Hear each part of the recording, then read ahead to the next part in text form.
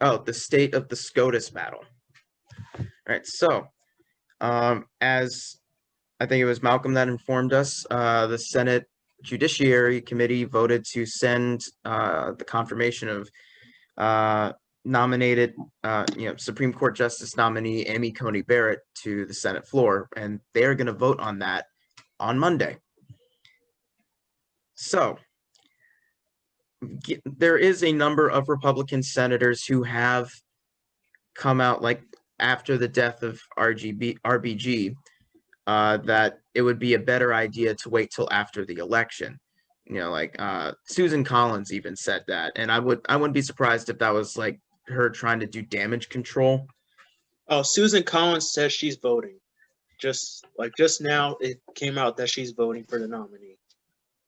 Okay, but yeah, that was what I wanted to talk about. So was Lisa Murkowski? No, just Lisa Murkowski. She said she's not voting for a nominee.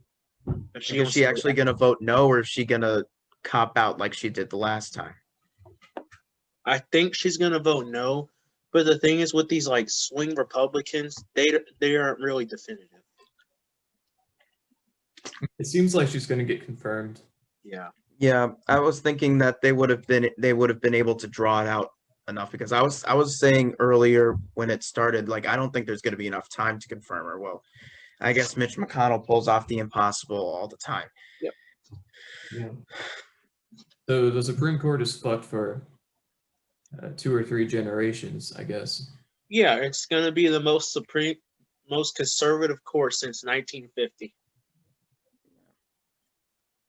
Well, like, there is the chance that, the Supreme Court justices, like a couple of conservative Supreme Court justices, retire throughout Joe Biden's tenure, and then they can get the majority back. But I don't know how likely that is. Because a lot of them are like, the ones now are in their 60s, 70s. Yeah. So this one now is Clarence Thomas. And how old is Clarence Thomas now? He's like 71. So he's going to be there for like 20, 15 years. Yeah.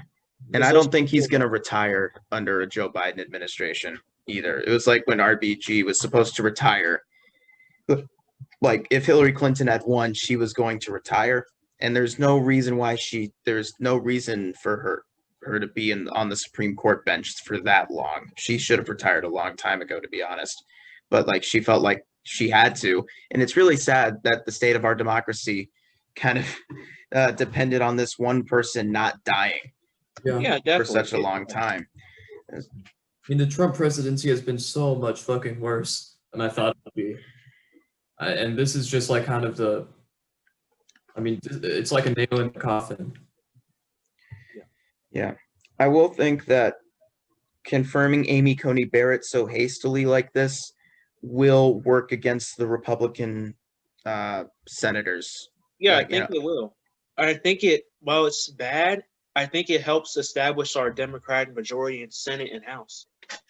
Yeah, but I'm really hoping Joe Biden will get onto the position. Will come around to the position of possibly packing the courts, because it's just like, yeah, they get to steal justices from us. We'll steal some from them and then add some. They packed the courts, over 200 federal judges. Yeah. In all honesty, we're supposed to have, like, by the time, by this time we're supposed to have like what, a 7-2 majority on the Supreme Court. That is if Al Gore actually won the election, or like, I think he really did win the election, but the Supreme Court at that time said no. And then, Hillary Clinton, we all know what happened with that. But yeah, like, it's all fucked. Just told Florida to stop the recount. Yeah, and that immediately gave the election to George Bush. Right. They didn't say that Al Gore didn't win. It wasn't that overt. Yeah. Well, like, it was overt to a point where, like, wow, it was a direct divide between the conservative justices and the liberal justices, and it was still a 5-4 margin there, or like a 5-4 divide. I mean, this is going to be Donald Trump's legacy, is that he screwed up the federal judiciary for a generation. Yeah, absolutely. And like, Mitch McConnell realizes this too. Like Yeah, this has because been Mitch McConnell's like whole life mission as a politician. yeah, Yep. because like they're very unpopular within our country compared to most areas, and they know that, so they just pack the courts and take advantage of our constitution, which guarantees these positions for life, in order to get their agenda across. Yeah. Well, the thing is, they're like depending a lot of these arguments on like the social arguments, like, oh, we need conservative justices to like overturn Roe v. Wade, or like, oh, we need to stop gay marriage. I honestly don't think they care about those issues anymore. I think it's more about like the economic issues in which they really screw people. You know what I Yeah, I mean? think it's more You deeper can see than what those happens with Roe issues v. because Wade. they do really go out their way, like versus like the pro-life people and other people. They don't go out to the extent that Mitch McConnell and Donald Trump is going out. So I feel like it's something more sinister than that. Well, I mean, Amy Coney Barrett said in her what is it, in her hearing, that in her job interview, when talking about super precedents, that Roe v. Wade was not a super precedent for the reason that people Yeah. would be having the conversation of whether or not it could be overturned, which Yeah. makes me think that she's going to get in there and just fucking overturn it. So we're going to see. Okay. Okay. So I'll rephrase what I said before. So yeah, I do think they do care about Roe v. Wade and like overturning those things, but I think that's more or less just like the sell. You know, that's like the pitch to the American conservatives. Whereas like what they're really out there to do is screw Americans, you know, in economic ways. I mean, I think they can walk and chew gum at the same time. Yeah. I think they can want both of those things. Yeah. Like yeah, they want both of those things, but I think like the real end goal is to just screw working people. Okay. That's just like my opinion. But yeah. I mean, overturning Roe v. Wade would screw working people. I mean, it would create more poor households, more single mothers. I mean, yeah, restricts women's reproductive freedom. I mean, But yeah, so like I said earlier, and this is kind of going into the next segment, we can kind of like match these two together. But yeah, this I do think that if the Senate decides to you know, confirm Amy Coney Barrett, just like if they like what they did with Kavanaugh, that will mobilize the Democratic base, and it could lead to, you know, people like Lindsey Graham, Susan Collins, and a lot of other senators, or like potentially more senators, who are up for reelection this year being voted out. And you know, I think Susan Collins especially is in danger. I mean, yeah, especially over her handling over to Kavanaugh, where she made a 40-minute speech basically bullshitting why she's voting for Brett Kavanaugh. Yeah. And then you had like Jeff Flake, who was like, "Oh, the allegations concern me," and then like the spineless cunt that he is, you know, just decided to, you know, just vote for Kavanaugh instead. Like, you know, like resistance hero Jeff Flake, you know, became a resistance hero because he's like he got on the Senate floor and said Trump is bad. Now I'm gonna resign. Yeah, Good job, sir. sadly about like that part of the left is like anyone who's against Trump is automatically seen as good, like, which I don't like. Like, Yeah. many people don't like Trump. That doesn't mean they're necessarily for your cause. Yeah, like John Bolton, he broke from Trump for the exact wrong reasons.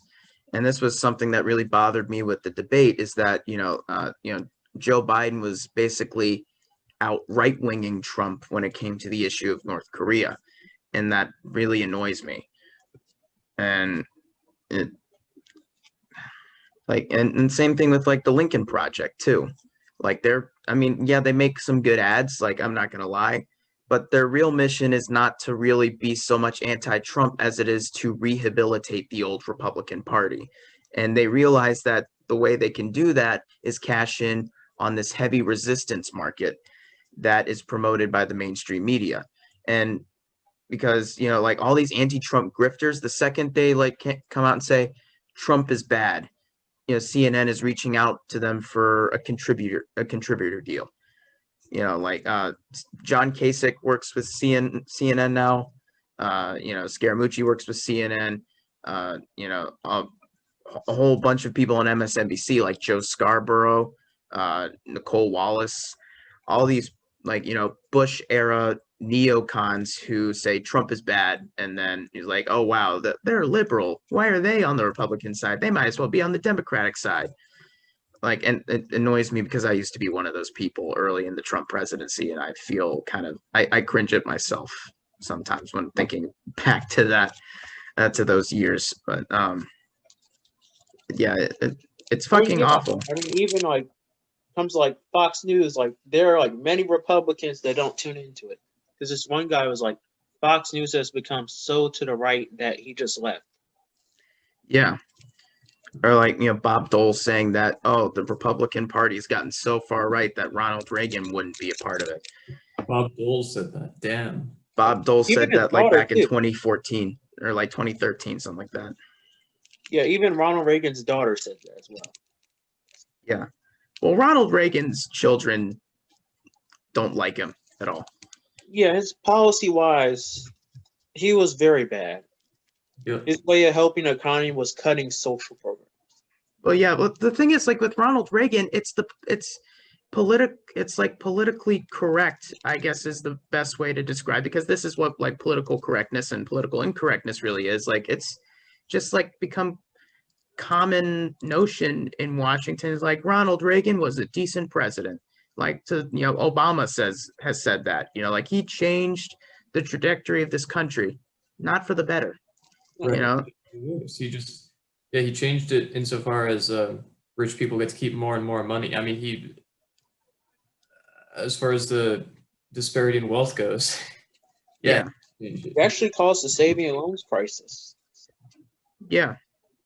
I mean, like him and his fucking voodoo economics. Yeah. Ronald Reagan was also a big part of McCarthyism. He was the president of like some Hollywood thing, like an actors guild. I don't remember. Yeah, it was like trying to like root out communism in Hollywood. Yeah, that was mostly Ronald Reagan. Yeah, to think that before he met, like when he was still married to Jane Wyman, before he met Nancy, he was actually kind of left wing. I've heard. I could be wrong, but like I've heard that he was actually like a Democrat before then. I don't know. He might have been because he was in California, so they have a different state culture. Yeah. The movie Trumbo about Dalton Trumbo. No, I don't know what that is. Dalton Trumbo was a screenwriter. He wrote so basically he was blacklisted from working as a screenwriter, but he wrote anyway under pen names. And like there were a few people behind the scenes who knew that he was writing and who knew like that the screenplays were actually written by him. But basically he won like 2 Academy Awards while he was blacklisted as a communist. He wrote Spartacus. He wrote some other screenplays. So they made a movie a few years ago with Bryan Cranston about it. That's cool. But I mean, yeah, Ronald Reagan is a big part of that blacklist, a big part of that story. Yeah, and he was like the first modern Republican, just making up bullshit, complete faith in, the voodoo economics or like laissez-faire capitalism to the point where it's just like screw working people. Mm-hmm. I mean, yeah, like the thing is he cut a lot of programs like welfare, food stamps, and I think he wanted to cut Social Security, but he didn't because many groups stopped him from doing that, thankfully. But he wanted to cut a lot of things and leave almost everything privatized. Yeah.